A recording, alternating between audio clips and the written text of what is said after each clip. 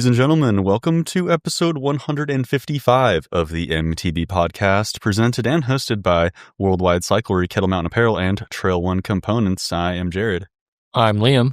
And I'm Trevor. And in this episode, we are going to discuss some epic new stuff from Shimano and Fox, some sweet rides and events we've been getting into lately, plus some classic listener questions ranging from how we'd spend $10 million in 24 hours to tire longevity and everything in between. Wow.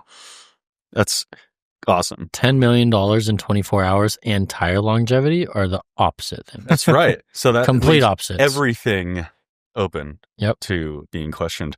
Zach's words of wisdom today. You don't have to have talent to be consistent, but you do have to be consistent in order to succeed at anything in life. What do you guys think about that? Yes, sir. Zach's been awfully consistent lately. That's right. And he's on the running grind. Yeah. When you're consistent with your working out and running, and it becomes easier. It's awesome. That's right. He is limping less, it seems like. You're right. But he was limping for a while when he got on this running grind. And he's doing those big runs, like 10, 12-mile runs. And I guess he's doing that, what is it, a 50K?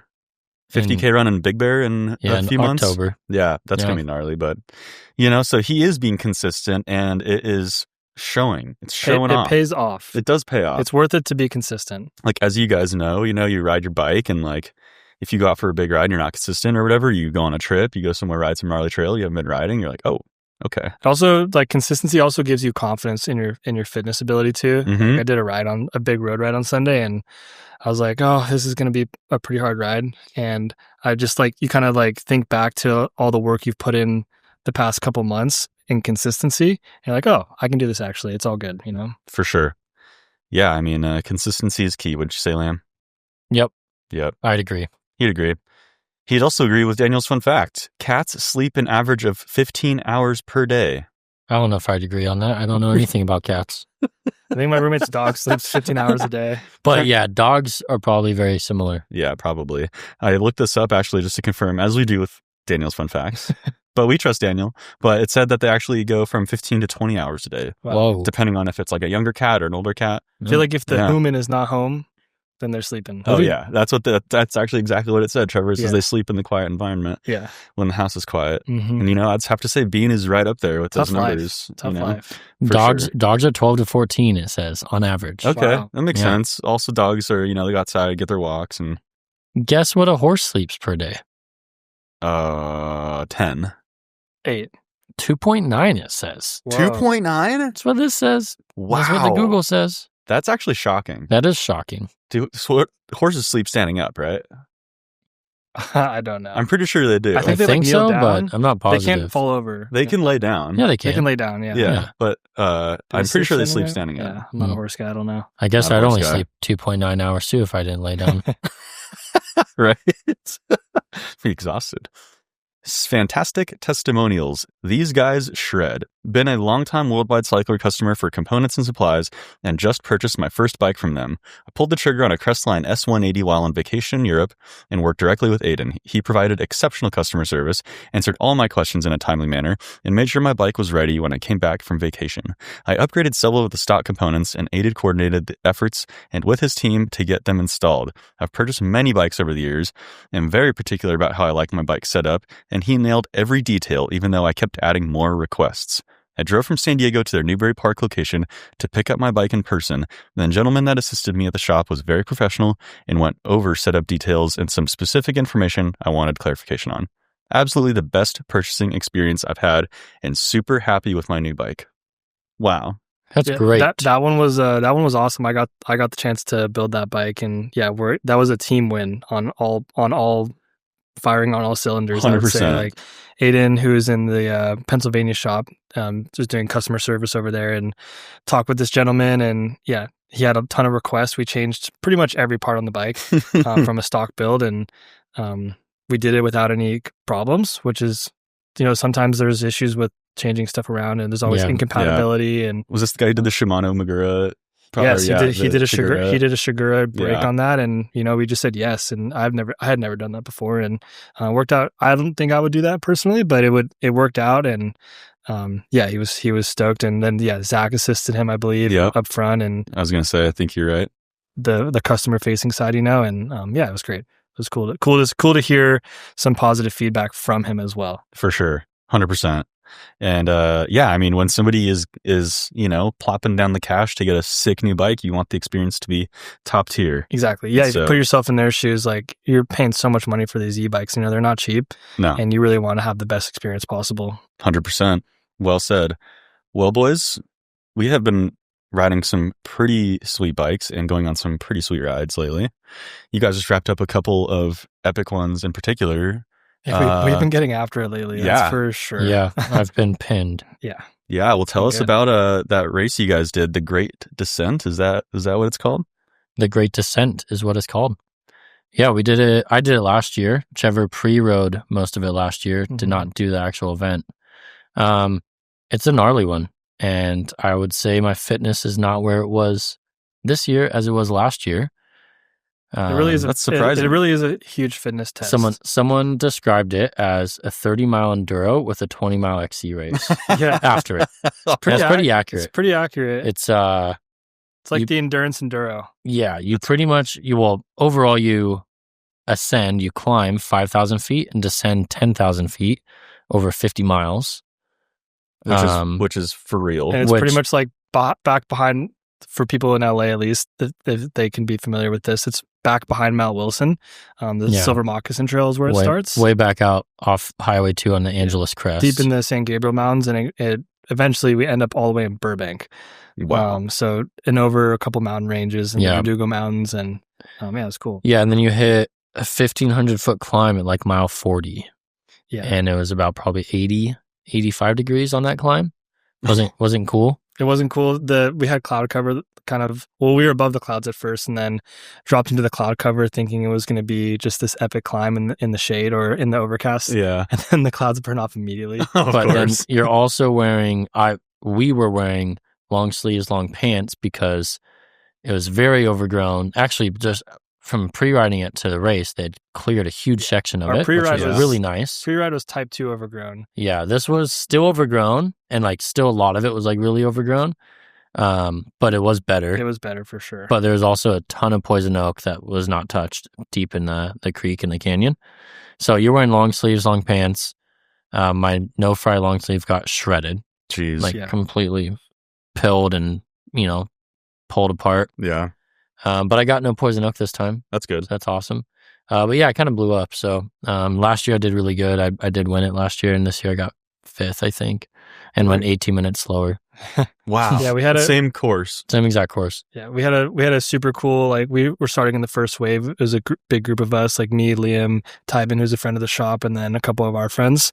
And we were just ripping, like pretty much KOM pace. Like Tybin and Liam were KOMing trails, and Tybin, who was leading us out, just went out hot, dude. And I knew. I looked down, like we were going fast, and I took a peek over my shoulder, and we gapped like Trevor, and I was like, "Whoa, we gapped Trev!" Like I don't gap Trev usually. Yeah. We were peaking. I was peaking at least, like right off the start, and you start at like 5,000 feet, so it's not like full elevation, but your heart rate will go a little higher there. Yeah. And I looked down, I don't know, 15, 20 minutes in on like one of the first little punchy climbs, and I was 191 heart rate, and I'm like, oh man, I don't know if this is good. It's like, early to be that high. This might be bad.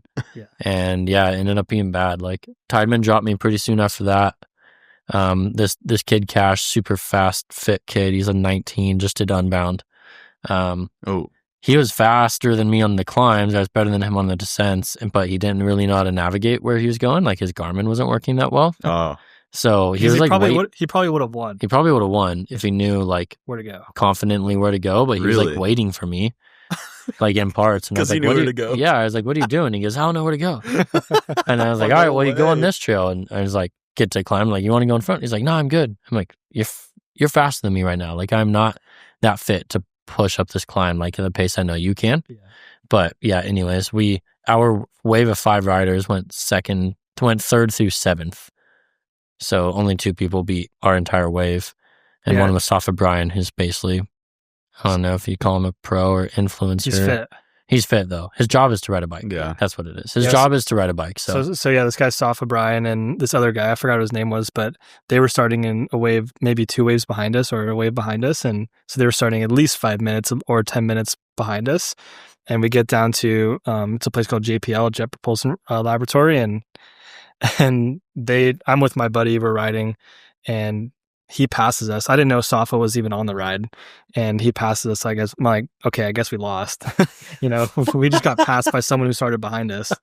And then my buddy tried to follow them. I'm like, don't follow him. Trust me, you can't keep up with his pace.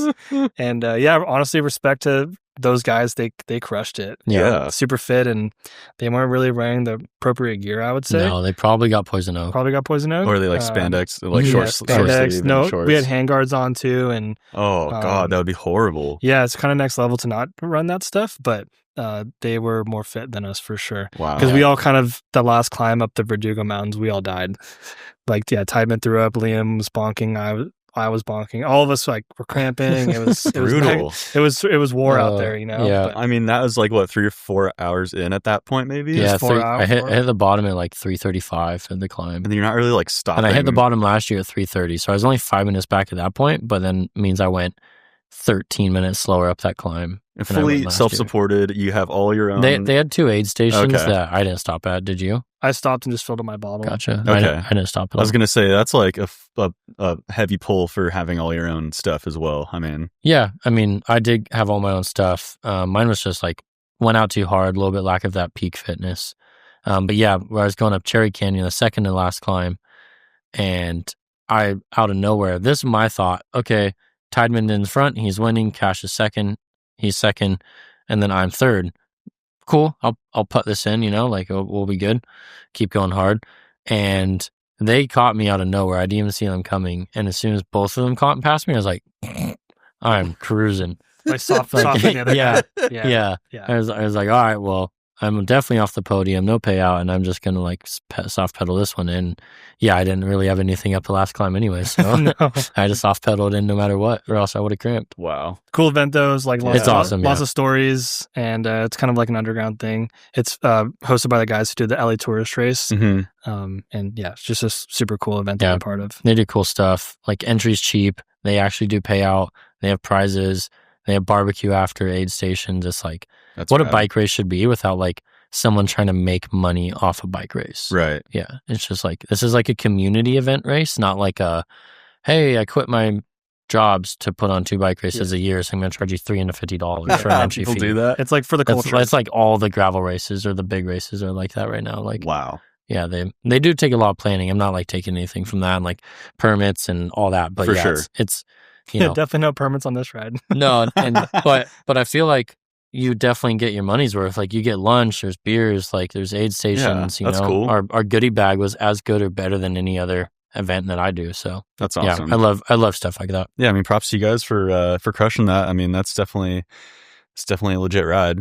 Yeah, the effort was hard. My average heart rate was 160 the whole time, and my peak was 194. That's insane. Actually, yeah, I think mine was 163 average, and my threshold is 164. So it's almost average threshold for 4.5 hours. You're just living in the pain cave, but it's you get past it and it's fun. So yeah. Wow. But you just did another race this last weekend, so that's 2 weekends in a row of some big crushing rides. Some Sufferfest. What was this last weekend for you? I did Lost and Found Gravel, which is up in the Northern Sierra, the Lost Sierra, as some call it, north of Tahoe.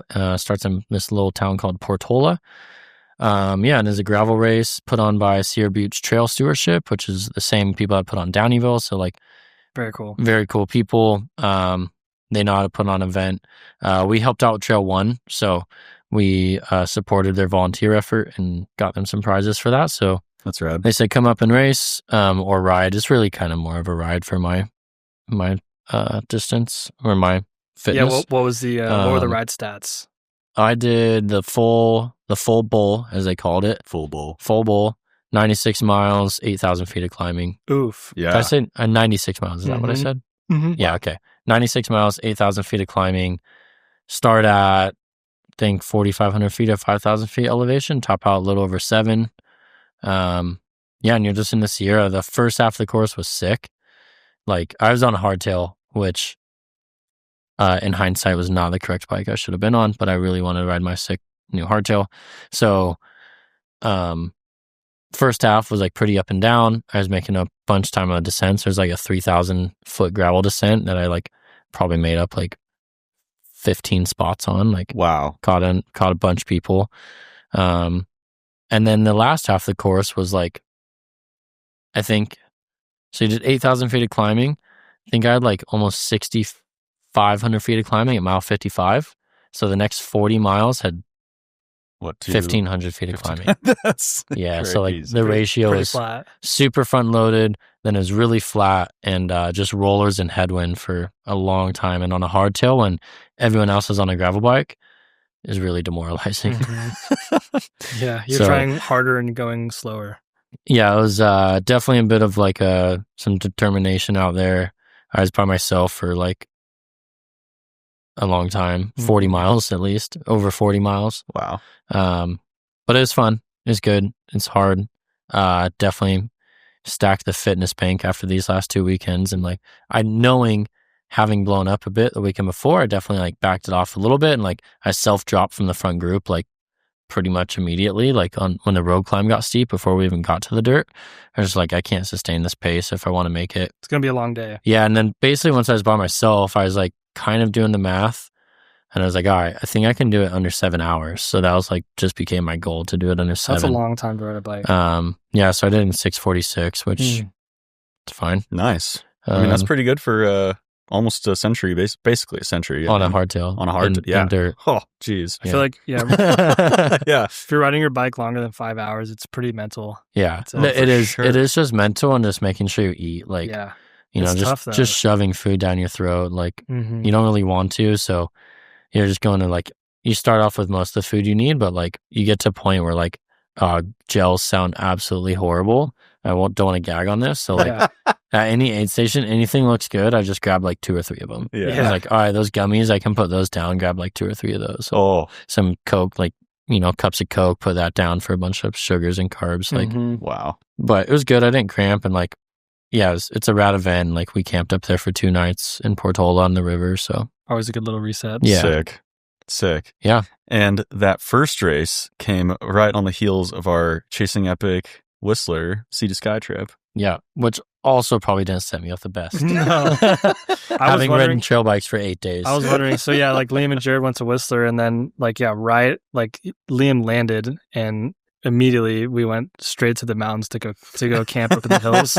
And after you guys had just ridden the week in Whistler, I'm like, there's no way this guy's going to be fresh right now. There's not a chance. Well, you know, if you're Liam, you're like barely pedaling all day, you know, on these Chasing Epic trips. Even like, I'm struggling. Still, it's a lot of riding still. But I think it was a combination of a lot of riding, but also maybe not like enough intense riding almost, right? So the legs almost got like little lethargic. I did do like 2 kind of mini efforts on Squamish on like Monday, I think it was before. So like try to get the heart rate up and like put some power down for a bit. But yeah, I mean, and that's what it is. Like, it's not my job. I just like to do fun events. So yeah. How was the Sea to Sky? It was epic, unreal, man. I think we timed it perfectly. We did so good. The dirt was unreal. They had some solid rain like overnight. Actually, the second day we got there, there was a pretty solid rainstorm all day. Third day. So we got up there Thursday, right? Yeah. Had rain that morning. We did, and like literally started riding like 7:30 p.m. because it stays light till like 9:30. Did a Squamish pedal lap. Then the next day we rode Whistler Bike Park all day. We did 13 laps, me and Jared. So good. Like, that'll smoke you. No, that was smoky, yeah. Yeah, and we didn't really have lunch. We just kind of had like a pastry maybe and a coffee, and we're like, all right, back at it. Like, that's the move. Was it lift coffee and lift coffee. Get a cookie with some salt on it and a cappuccino. Literally, that's all we did, and just back on it. Yeah, 13 laps, and then just living. Yeah, we did like almost. I think it might have been the first laps Dirt Merchant was open for the year. Oh, the pro line wasn't open, but the rest of it was. So no brake bumps. No, not much, 0, dude. Pretty good. And A-line was even pretty cherry as well. Yeah. And those then, brake bumps get pretty savage. And then it rained. So good. Then it rained, so we just worked all day on Saturday, which was good because we had a bunch of stuff to get done. And then, then we started the Chasing Epic trip, and we rode Whistler, Squamish, Pemberton, Squamish, Whistler. Yep. Yeah. Yep, exactly. Kind of covered it all. We did like two rides in Pemberton, which was cool. We did like, Mhm. what was it, the Rutherford? Yeah, PhD. Yeah, PhD and Stash, and that was super sick. I forgot what that first trail was. That was called that off the very top. Oh, yeah. Those trails pretty steep up there in Pemberton. Insanely steep. Yeah. Like There's yeah. a lot of slabs. Mm. It kind of reminds me more of like Tahoe. Mm. Like there's a lot of slab, but the Yeah. slab's not like Squamish grippy slab. Yeah. Yeah. It's kind of like Slippery you can slab. Kinda lose slippery. you can lose your rear wheel because on it they for get a little sure. bit of dust on them, and Yeah. they definitely Yeah. don't have the same traction as Squamish. But Man, I can't remember that. Shasta. yeah, okay. Shasta is what it's I'll called. take your word for it. Yeah. And then we went and so we did a sig loop over there, and then we went over to The main mountain. yeah, Mackenzie maybe, or I don't know what it's called.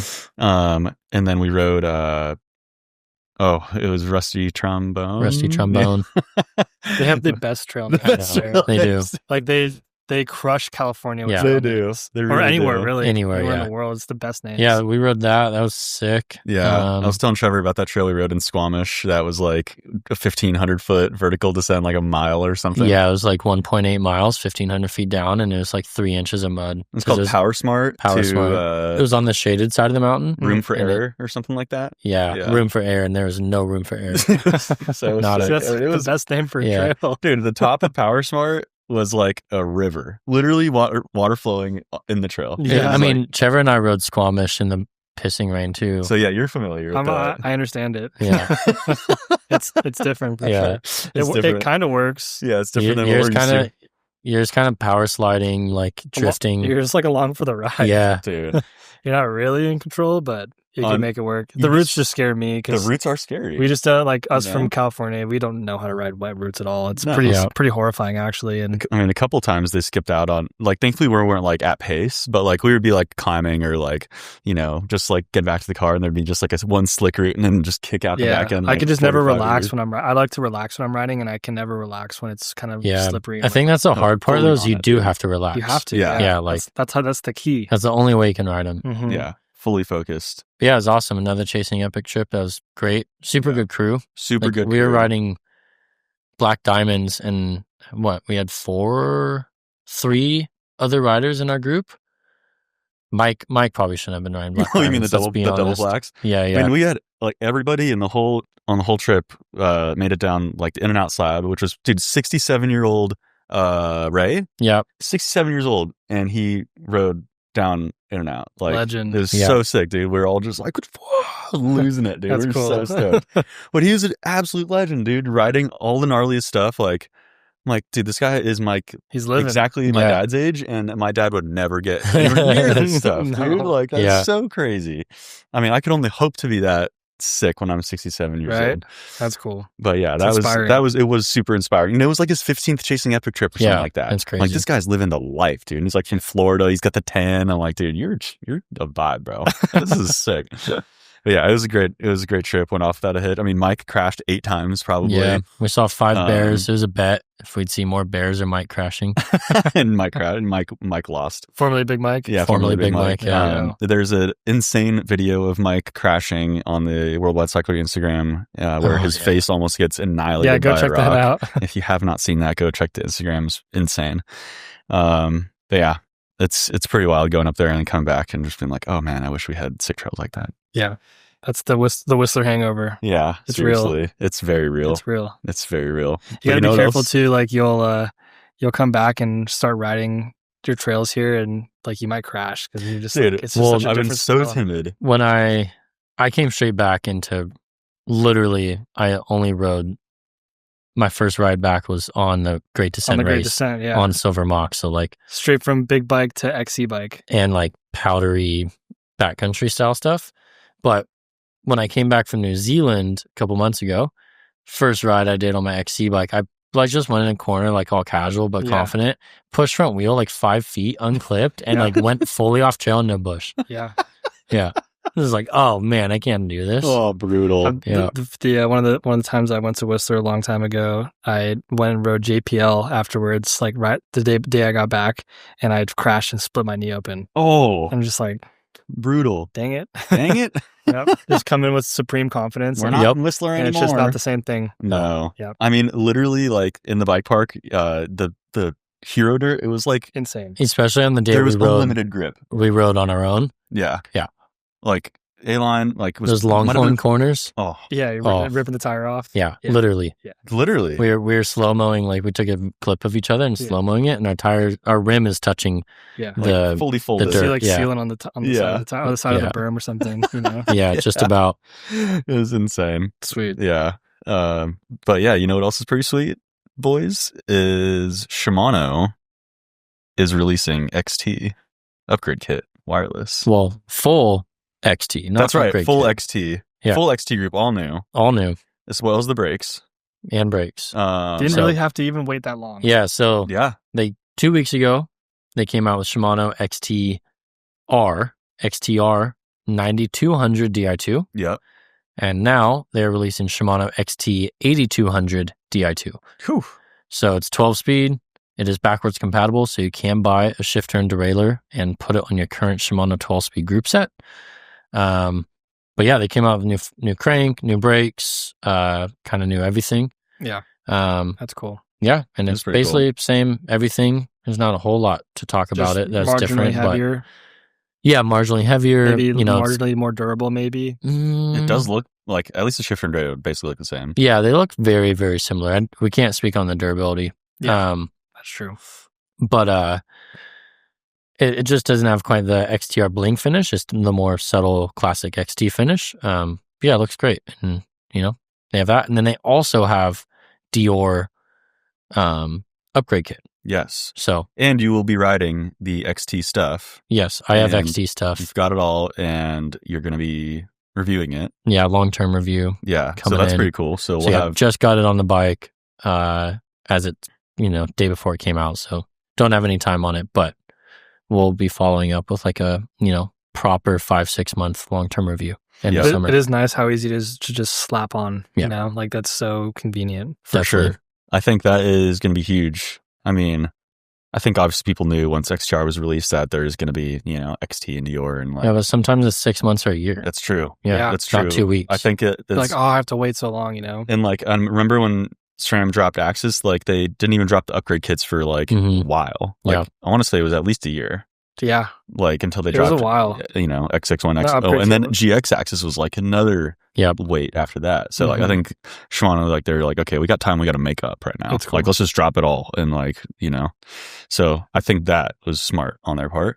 I think the Dior upgrade kit and even just the XT is just such a no brainer for e-bike customers too. Yeah, Like if you just have the existing Shimano drivetrain, the cables just don't work super well on an e-bike. They're just going up and around the motor. And yeah, there's crazy internal routing, and sometimes it gets pinched against the battery and stuff. And I think they do make an e-bike derailleur. Right, If you have a Shimano bike, will plug in. yeah. Mm. That plugs So, into your there you That's go. pretty cool. So yeah, But just you charge can one you can thing. run it with or without that. You Yeah, can run or you your just own. have no cables. Yeah, or any bike that has Shimano right now, and you want to get wireless on there, XT shifter and derailleur, like you're good to go. Yeah. Yeah. Unless you're gram counting, like XT is what you're gonna want, right? It's cool. It's pretty solid. So yeah, it's awesome. Shimano waited 7 years and then they came out with all of it in 2 weeks. So yeah, Yeah, true story. It makes you think how long they've been sitting on it and working on it.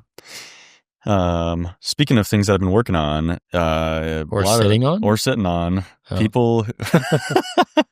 people who are tuned into the racing scene have probably seen the upside down Fox fork. That was that next door. Yeah. People have been, you've probably seen the upside down Fox fork, and that is finally here as well. The Fox Podium fork. Pretty insane. 160, 170 travel.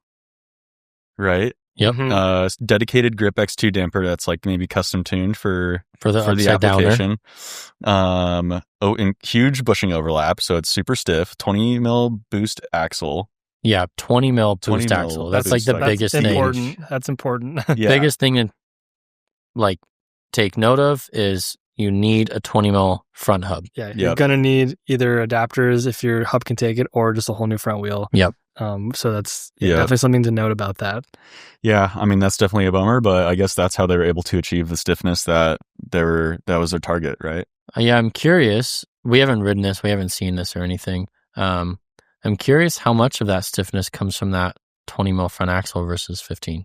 Yeah. Because they say dual crown stiffness with single crown, like, I guess, compatibility, but Yeah. it's also as heavy as a dual crown. Right. Yeah, and as expensive as one. Right. Yeah, it is heavy and expensive. So it is definitely interesting to see like the customer for that. Yeah. It's definitely like for racing enduros for sure. Yeah. Maybe some like light downhill use.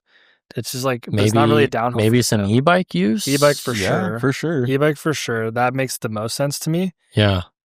But yeah, it's definitely interesting. I thought it was interesting that it goes up to 170 travel as well. Yeah. I think that would be a no-brainer to go like, might as well just go 200. 200 to 180, you know? Yeah. Yeah. Or at least 180. At least 180. Yeah. Like if you're on a big enduro bike, like when I race enduro, I would always run a 180 fork. You know, you have so much travel, you can just go hard. Well, and you had the enduro, right? Which is like 170 travel or something. Yeah, it was like that. it was around like 170, I believe, and So that makes sense. 165, 170. But yeah, 180 fork and just over fork things, and Yeah. why not? You know, I mean, that makes sense. There are bikes out there that have that much travel. You want to make it compatible, I guess. I think the fork does look super cool though. It does look super cool, Yeah. especially if you like grew up around motocross or like dirt bikes. Like you're just like, oh, like dirt bike. You got an inverted fork like that and some handguards, and you're all of a sudden you're on a moto. Yeah. Yeah. The Yeti boys have been ripping it. Yeah. Getting some top 10s and podiums at EWS. So Yeah. it's not holding them back. They, we're doing just fine on 38, but it's not holding them back. It's not making them any slower. That's for sure. So Yeah.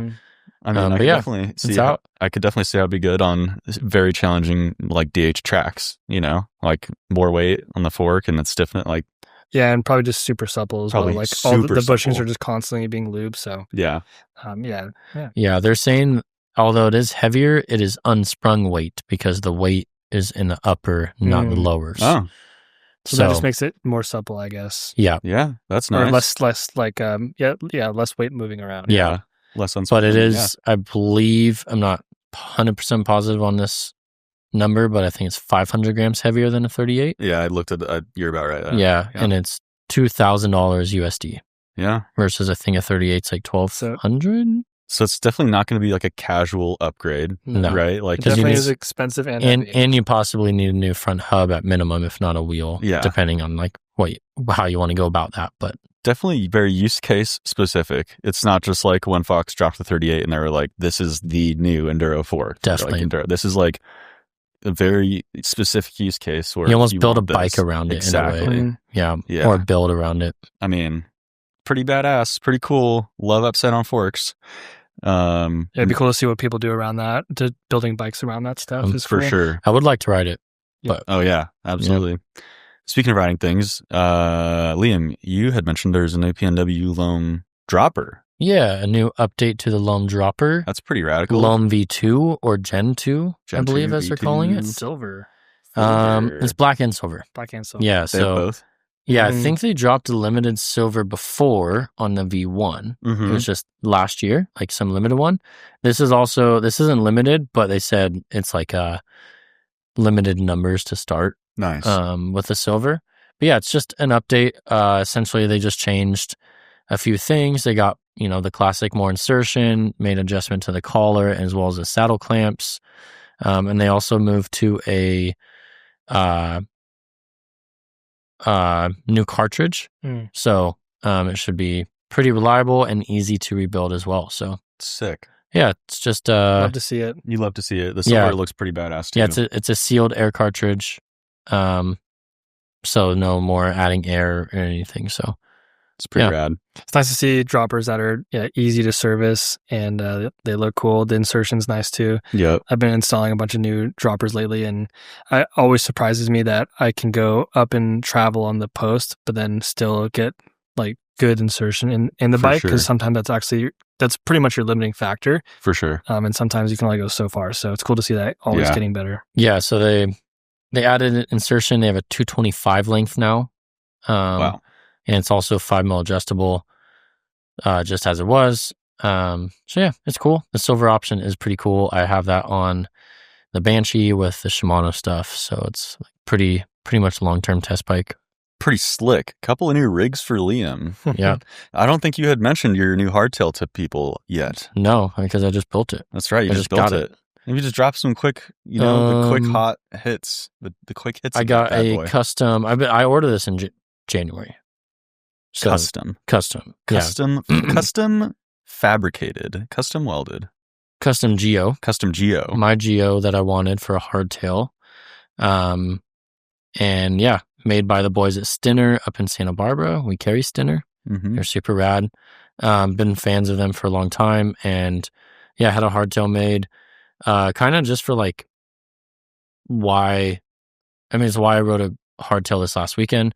It's basically my gravel bike for local stuff. Like I don't really care to ride gravel and be like fast. I'd rather be fun. And a flat bar is way more fun than a drop bar And to just me. being comfortable. Yeah. too. And comfortable and confident and like, oh, look, I can go down a single track instead of clunk my way down a fire road. Yep. And, So- and you can do wheelies and stuff. Yeah, but it's titanium, custom Geo, like it's sick. So Radical. really stoked on that. And then yeah, just Banshee sent over a test frame to slap all these parts on. And with Shimano, they have new XT wheels, a nice enduro wheel set that we did not talk about. So That's right. new Pretty hub, sick. new enduro wheel, alloy XT. So that's also on the bike. Nice. Test mule. Test Mule, exactly. dialed. Sick. Well, boys, we take a quick commercial break and we'll be right back with listener questions. What do you think about that? A word from our sponsor. And now, a word from our sponsor. And now, a word from our sponsor. Ladies and gentlemen, mountain bikers of the world, if you are feeling extremely adventurous and you live down under in the southern hemisphere, you are very lucky, my friends. We have just launched the Down Under Edition treasure jars. We have one in Papua New Guinea, extremely remote, $3,000 kettle gift card, 100 USD inside. One in Brisbane, Australia, $2,000 kettle gift card, 100 USD inside. One in Tasmania, Australia, $2,000 kettle gift card, 100 USD inside. And one on some trails outside of Queenstown, New Zealand, $2,000 kettle gift card and 100 USD inside. Go to the Kettle Mountain website, kettlemountain.com, search treasure hunt. Click on that page. It'll have all the information on there. Check it out. If you're feeling lucky, feeling adventurous, maybe go find some hidden treasure. And now back to the show. All right. Listener questions. I can read this first one here. Thanks, Trevor. Get it, Trev. Hey, WWC crew. Love listening to the pod and your riding adventures. I know this is probably something that you may not personally encounter given your frequent comments about changing tires frequently, but for the rest of us mere tire mortals who tend to ride things as long as possible, I have a question about tire/rubber longevity. I've noticed 2 sets of Maxxis tires I've owned that the grippiness of the tire wears out long before the tread does. I've had both 2 compound and 3C tires. Some of these tires last 2+ years based on my riding conditions. Wow. After a while, they just don't feel as rubbery and fresh. They still have pronounced knobs, but they aren't feeling grippy. And can get slick and loose in wet conditions. Any insights? Am I making this up in my head? Does Maxxis suffer from this more than other tire brands? I've never noticed it on my Specialized tires, for example. Thanks, tire gurus. So is he talking, do you think about like the stickiness of the rubber, Yeah. like the durometer? Yeah, and Yeah. the hardness probably, which is all And- related. I think all tires suffer from it. It's just UV exposure, For like sure. your riding exposure, right? Like, I mean, getting 2 years out of a set of tires is crazy. Like, Yeah, that is For a long sure. time, and the even rubber's my just going to get harder. yeah, my XC tires last like 4 months maybe. Like, my Recon I just took off was smoked, and I was like, 4 months of riding maybe. Yeah. I just installed some tires for a customer, and he gave me a front tire. It was a Michelin tire, downhill 22, and it was older, and the rubber was like pretty hard. I was like, I don't know about this. And then Is it We old, ordered- like new, but sitting for a long time? sitting for a long time, brand new, just in his shed or whatever, right? Yeah. And then I ordered the same exact tire for his rear tire, but a new one from us, and it was considerably stickier, softer, Wow. and tackier. Yeah. Considerably so. Yeah. Like to the point where like I wouldn't even want to run that front tire anymore For sure. because you know what the difference is. Yeah. Pretty Yeah, wild. I think Wow. all tires suffer from it. I don't think Specialized tires might be that sticky to begin with. Yeah. I don't. I mean, you know what I mean? Like, I mean, yeah. Specialized tires I mean, you're aren't that sticky, right? Like Yeah. they're not the gooeyest. Like Maxxis Max Grip. Maxxis Max Grip is insane. Yeah, Conti and Michelin don't come off as sticky from the feel, but they almost like break in and have like a different kind of stickiness to them than Maxxis. I was gonna say the Michelin tires, like after I rode them for a couple times, I always like to squeeze the side knobs and kind of see how they rebound and how soft they are. And I was very impressed with how soft those were after a couple rides though. Yeah, they do kind of break in. At first you're like, dang, these are kind of hard actually, but they're actually not. Yeah. I think all tires suffer from it. It's just rubber and UV exposure. Like there's no way around that. I mean, we see it all the time. We take tires off that like they, maybe a customer wants a new tire and they don't want the old one, and we throw it on our used tire rack. Yeah. And he sits back there for months, and then you're like, wow, it still has tread, but it's like hard and like it's brittle almost, right? Mm-hmm. So yeah, that's just inside our warehouse. That's inside the warehouse. It's not in the sun at all. And like, I don't know, obviously everybody's seen a bike that's been sitting, or even a car that's been sitting for a long time. The tires rot. Yep. They crack, and that's just literally what happens to rubber after it's been sitting for a while. It's funny. I was just telling Carl, as he just bought a new rear recon tire. Yeah. And I was like, yeah, but I would be fine if a tire lasted 10 rides. But it worked. It was sick. It worked all the time. XC tire, downhill tire, whatever it may be. If it lasted 10 rides, but it was like the sickest tire ever, all down for it. Yeah. Obviously, that's not feasible for most people, and I'm just like a snob with some stuff, but and then maybe there's the other thing where you get a tire that lasts 2 years for someone who wants a tire that lasts 2 years, but true. If there's like a 10 ride tire, like a race tire, I'd be all about it. Yeah. Give me that sticky, icky. Yeah. I see like moto guys and they'll do like a hard enduro and it's a one ride tire, Really? Or even like on an enduro bike for a race weekend, it's a 1 weekend tire. Yeah. For sure. Schwalbe was making tires that had a hot patch on them called First Ride for a while. Like a couple of years ago. Yeah. Like Pirion and a bunch of those guys were on them. Oh, I thought that was just like their prototype tires. No, it's like a blue label, and that was like First Ride was like literally it's like a race day only. Like it's a one ride Really? tire. Yeah. Oh.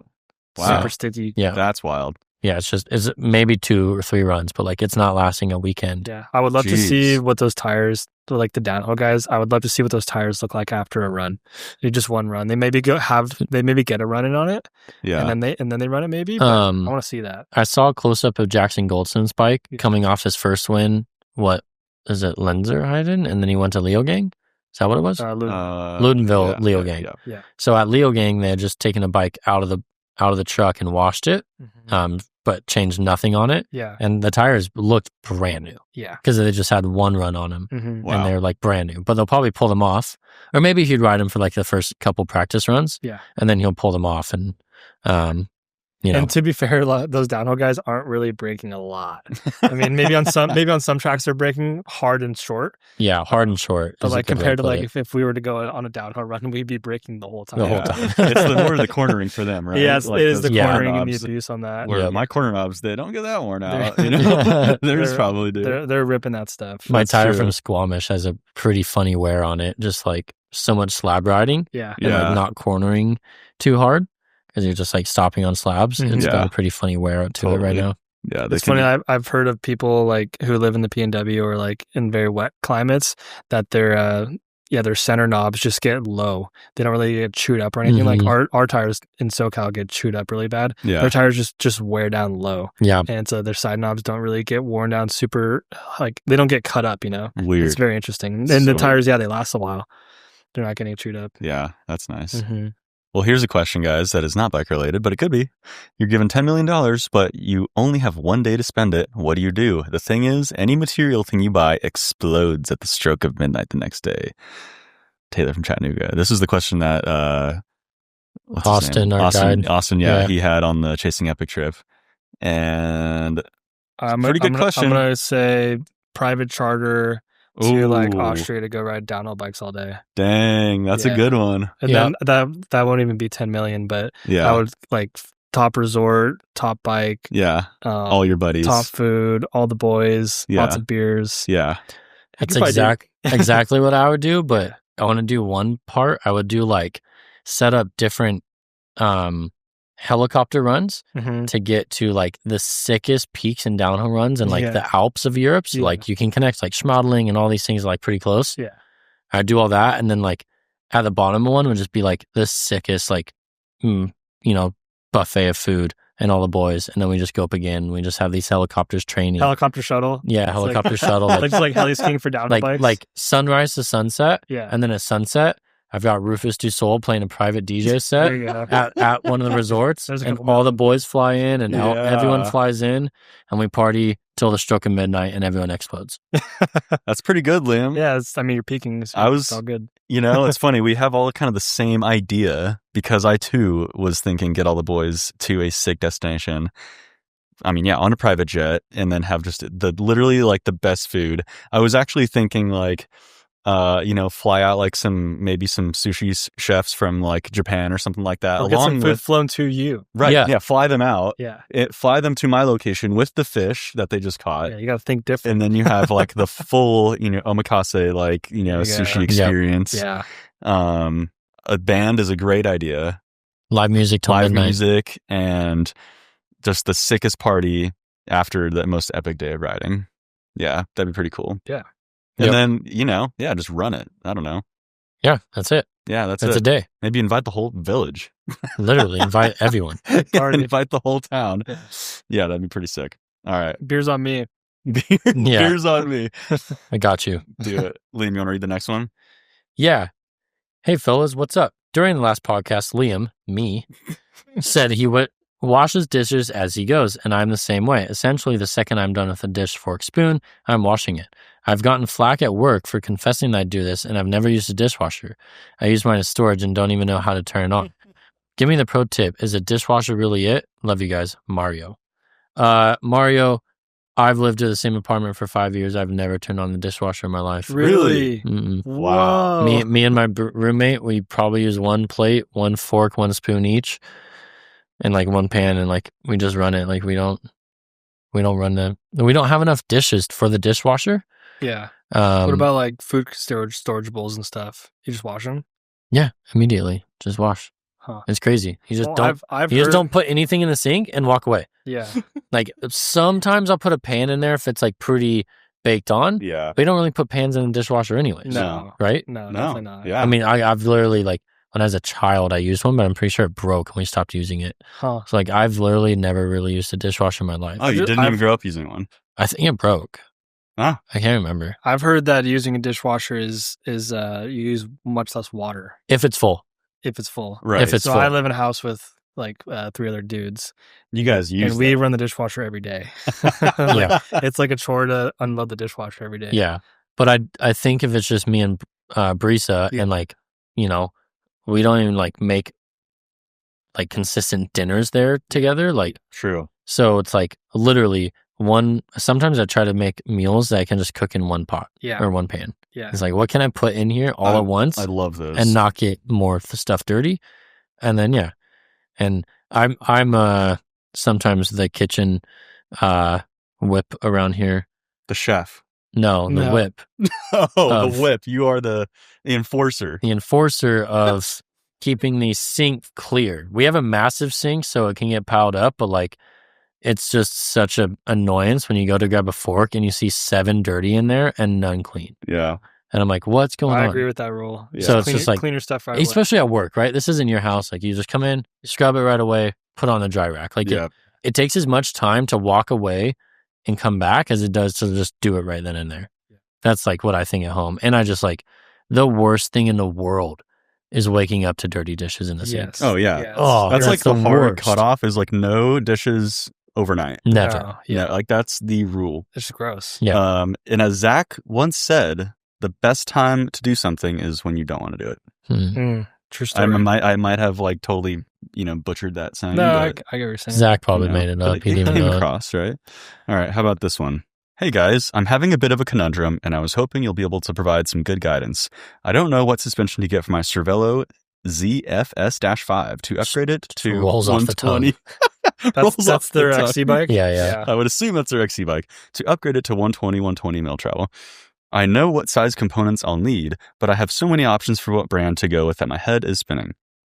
Price isn't as big of a factor, but I do want something from the bigger brand so I can readily service the suspension. I currently have RockShox Sid SL/Sid Lux Select Plus at 110/100. I've raced on this setup for over a year and have a few nits with it. It's decent feeling, but a little squirrely on rougher descents. I hardly ever lock it out, and if I do switch modes, it's almost always the middle position. I hate the twist lock and not being able to use any grip. I'll be racing mostly Endurance XC with the occasional XCO distance. I want active but supportive suspension that's easy to use. I have a Frankenstein SRAM transmission on the bike, so I was also considering Flight Attendant. I also don't have a drop post on it yet, but we'll be adding that to the mix with the upgrade, so that should factor into the equation. I started racing in the early 90s as a junior on rigid 3x7 26ers and never felt like I needed one until recently. So do I go full axis and just welcome our robot overlords or mix and match? Or is the new Fox 34 SL or Manitou R8 better? Please help. Wow. Well, Liam, you've been on basically the two best options, I would say. And I mean, what do you think this guy should do? Well, I think there's to start, he says racing a lot. Is racing your absolute priority, or is riding your bike racing or riding your bike priority and racing you want to do for fun? Because riding my bike is my priority and racing's for fun. Last year, I had a full-blown race bike with 9 batteries and flight attendant and everything. And yeah, at the race, it was the best option. But it didn't really stoke me out that much just to go ride every single day. My current ASR stokes me out to go ride every single day, and there's not a single battery on it. Yeah. So that's kind of where I think you should start from.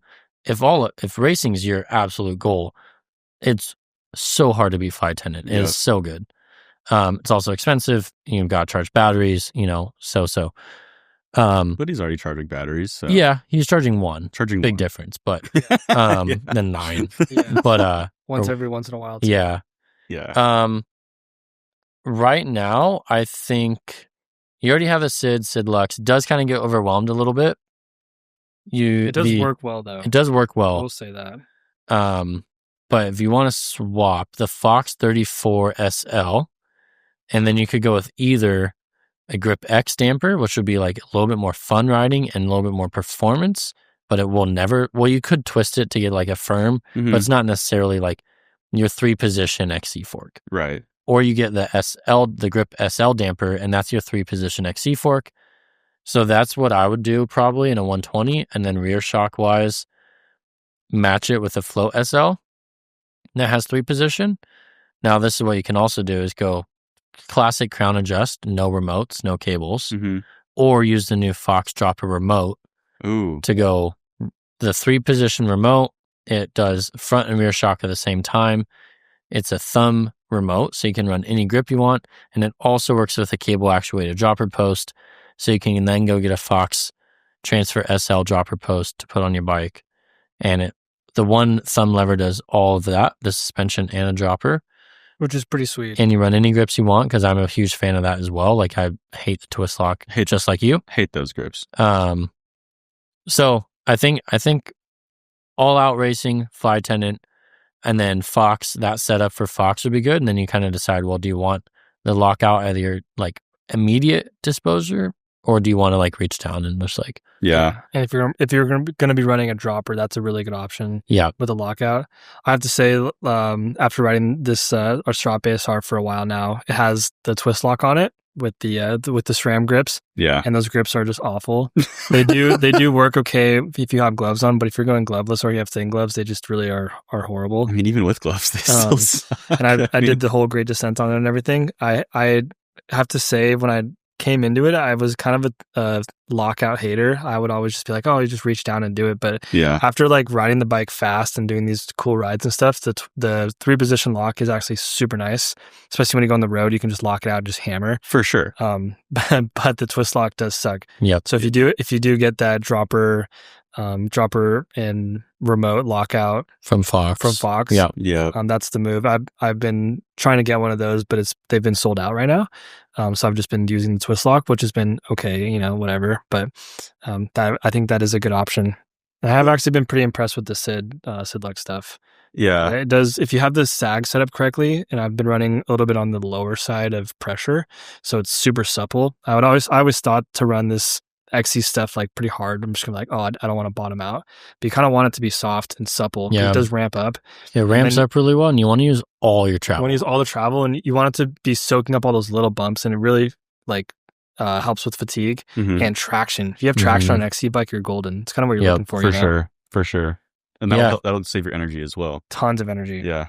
And he does have Sid SL, so going for like a RockShox Sid Ultimate at 120 would probably be a decent difference as well, and not feel squirrely like you said.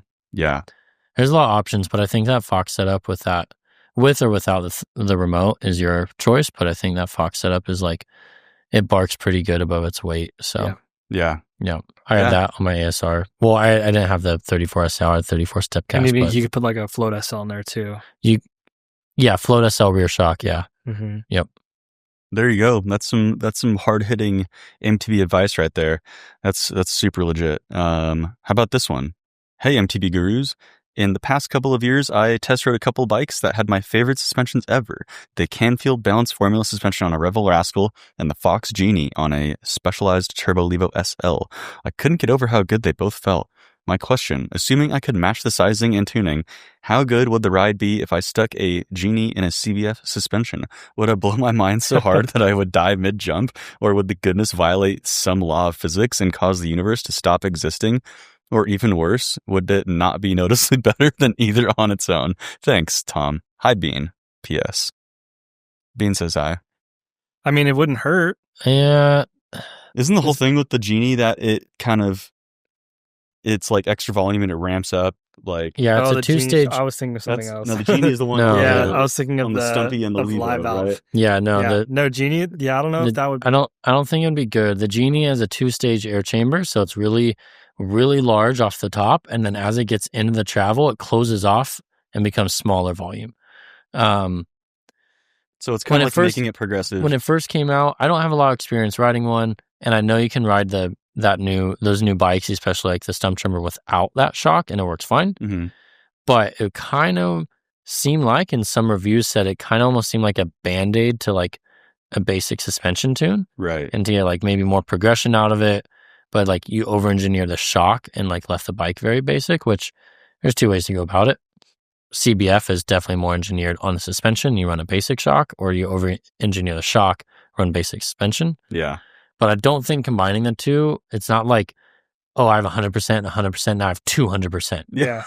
You know what I mean? Like it doesn't really, it's not going to equal stack. that. Yeah. Yeah. I don't think it'd be that great. It's worth a shot, and I think there are some bikes that work really good on. I'd actually be curious to see how it would work on like a Yeti, because Yetis are pretty stiff off the top and have a lot of support. And then they're not that progressive, which is very similar to like how the new stump jumper kind of is. Because the Genie shock makes it very progressive, right? Like I believe so. Feels more like coil-esque off the top. Like off the top, but then it ramps up. Yeah. Yeah. So that's interesting, because I feel like the CBF stuff gives you such a good like pedaling platform. It does, yeah. So it's like you're kind of negating that a a little bit, yeah, who knows? Maybe it could be good. It could be good, but yeah. I don't think it's like, 100, 100, 200. I don't think that's like, it's just going to be awesome because you put that shock on anything. Yeah. The CBF does have a very special feel, so. I bet you could get it to feel good just playing with with so much pressure adjustments and volume spacer adjustments. You could probably get it to a good place, but it might take some work to get it there. Yep. Yeah, you're probably better off just running a shock that has the shock tune specifically for CBF. Yeah. Right? Because like you said, Liam, it's like the Genie is tuned for the leverage rate of the Specialized. Yeah. So like, it's probably not going to be as good as you might think, Tom. I'm sorry to say. You're probably better off just with a good old standard. At the end of the day, it is meant for the stump jumper. Right. Would Bean agree with that? I think Bean would agree with that. Yeah. Okay. 100% for sure. You want to get this one, Trev? Sure. Love the pod. Where do you guys fall on the seat post collar orientation? Pinch pull in the front or the back? Is this truly personal preference, or is there some thought behind orientation in relation to the seat post frame gap where the post slides into? Thank you. I always think it should be on the back side. I think rear wheel visually it should be on the back. Yes. But long time ago when I was doing warranties, Syntace did not warranty a seat post because it had a crack. You could clearly see the frame was split in the back, and they said that was the incorrect way to do it, and the split should be on the front and the clamp should be on the front. Wait. And that probably depends on where the split in the frame is, though, right? Correct. It kind of does. Yeah. Because you can run it either way. Mm-hmm. Essentially, it's a collar. You're tightening it no matter what. Mm-hmm. And then some bikes have 2 on the sides, none on the front and the rear. Mm. Like I think some Specialized are like that. Mm. They have 2 on the sides, none on the front and the rear. I too think it should be in the back. Are you saying that they wouldn't warranty it because it was facing the rear? And as the post was flexing backwards, you could clearly see the way it was cracked. It cracked, like pushed through the slot in the frame. Like it cracked, and you could see like where the rear slot was. So they're saying the collar should have been flipped around with the slot facing forward. The slot and the collar. So the frame was wrong, they said. Oh, well, that's BS. You don't know that. That guy was bummed. I mean, that seems like a cop-out. I don't know. That's just what I was told. And that's like, crazy. It kind of makes sense, though. Like, dropper post is not that big of a deal, but say a rigid post, a carbon post, you're putting that pressure. Weight back. Yeah. It's kind of like you're pushing on that slot in the frame. I could see that.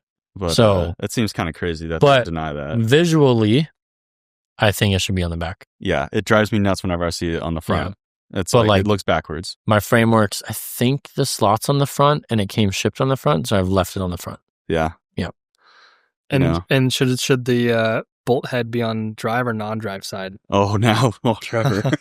I think they're normally on non-drive side, yeah? I think you're right. Well... No, they're normally on drive. Are they? Yeah. Yeah, I think on the Yeti it is. God, I do this so much. I wanted... when I made the Trail 1 seat post clamp, I wanted to put it on the non-drive and cap the end like I did on the stems, but it wasn't going to work out. It's like there's too much range you need to tighten. Yeah. Because frames aren't consistent. Like, and you could sometimes you got to stretch it a little bit, unlike a stem where the steers are very consistent. So I can engineer in that's got that extra 3 mil once torque to spec, and I couldn't do that on the seat post clamp. So I think it should be non-drive side, so you can adjust the seat from the back if you need to adjust it a little bit. I'm also a lefty, so that changes. Yeah, it's backwards. You're biased. Because I was like, it should be on the drive because I step off. I tend to step off on the drive. Yeah. And I want to use my right hand to make the adjustment. See, but I'm a lefty, so everything goes out the window. Yeah. That's funny. You guys are crazy, man. That's a good question, though. Yeah, I've never really thought about that. Right? I'm sure you've thought about that. I have thought about it. Probably too much. That's funny. Well, this is something you probably have also never thought about.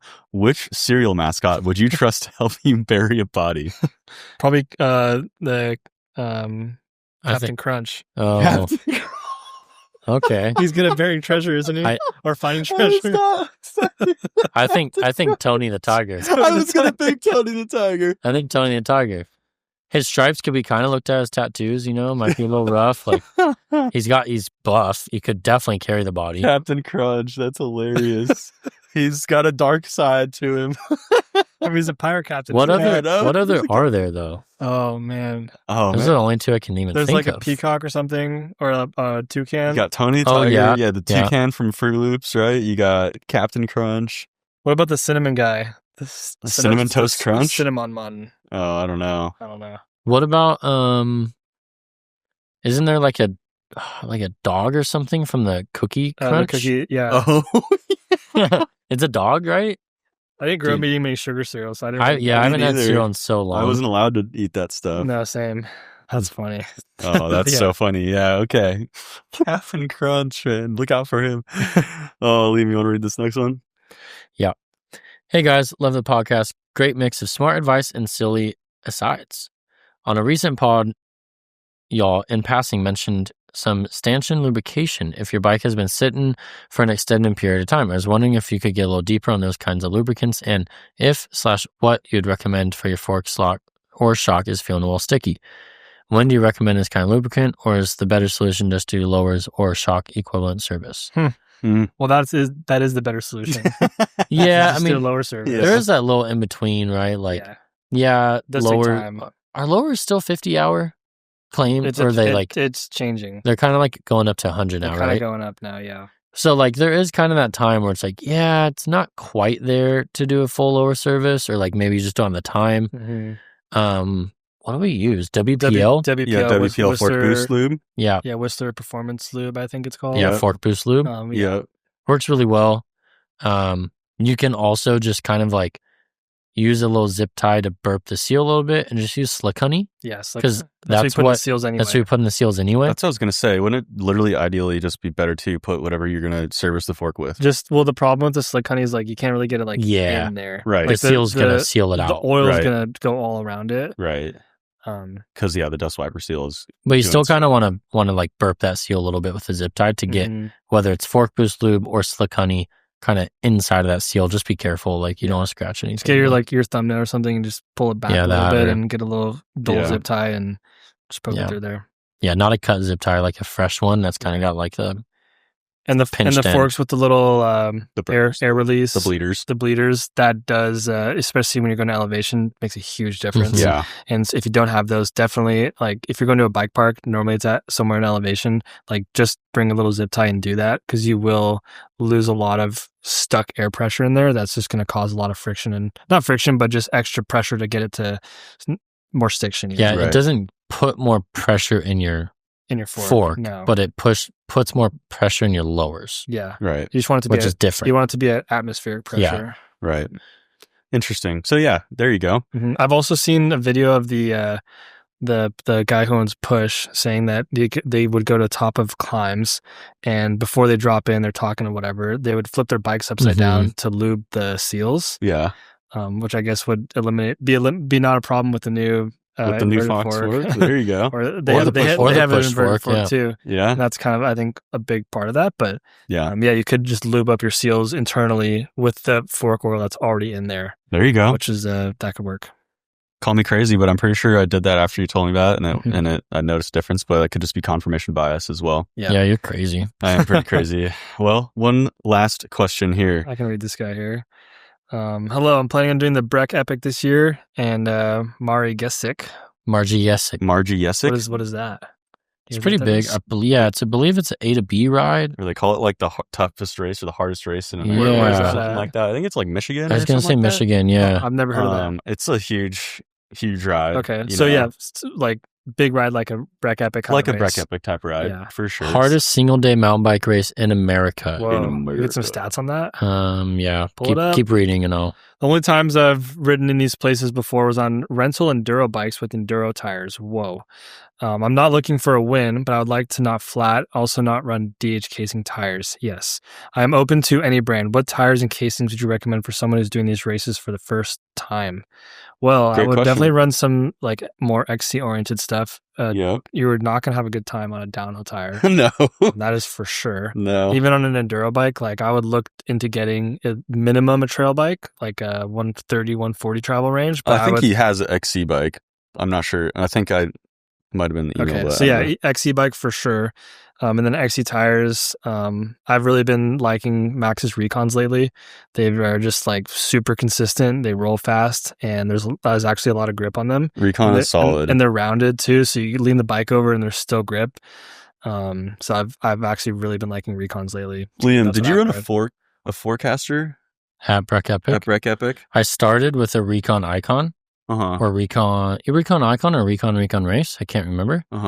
But it rained halfway through. Right. And then I dropped and then I put on new Forecaster Recon just because I was afraid, but I probably could stay with like a Recon. I would say Recon as well. And there's also an EXO Plus Recon too. So you can, if you want a little bit more protection, you can do that. But that will just give you more sidewall protection, not tread protection, which depends where you're riding. But I tend to always flat tread. Yeah, me too. Yeah, always tread punctures, which EXO Plus doesn't help with. I can't find the stats on this quickly. Margie Yesick. Yeah, I mean, I'm on a website. I see like a video on it. Weird. It doesn't give me like a big X miles and feet of climbing. Weird. I want to say it's an A to B, and it's like pretty long. Yeah, I mean, I would probably do Recon maybe Forecaster in the front. If like you want to have a little more confidence in the front. That's what I ran at the Great Descent. And Forecaster up front. Yeah, I've just been running that in general, just Forecaster Recon. Yeah. And I really do like that combo, but I'm gonna try a Recon front next. Nice. Because I do think it has a lot of traction still. Yeah. And I have been finding the Forecaster, while it is super good and you can really push that tire hard, especially on loose conditions, it does kind of give way sometimes. I think the Recon will be a little bit more consistent as you are leaning the bike over. Yeah. Just a small thing. But yeah. The Recon Forecaster combo is awesome. It's elite I combo. really like the Recon, and that's kind of what I've just always fallen back to over like the past handful of years.